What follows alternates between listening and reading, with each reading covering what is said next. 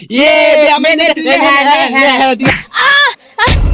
मैं मर गया भैया কিরে কে বইটাকে এভাবে অভদ্র মতো ছুঁড়ে মারলি मैम बेंगी বেঙ্গি তুই তোকে আমি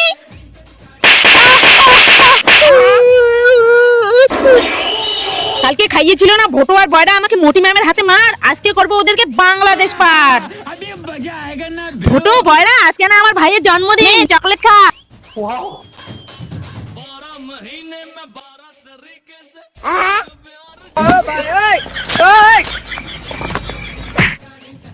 ইয়েস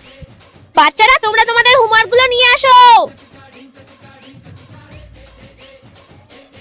ম্যাম ওইদিকে দেখুন কি রে ভোটো আর বয়রা আরে তোদের আমি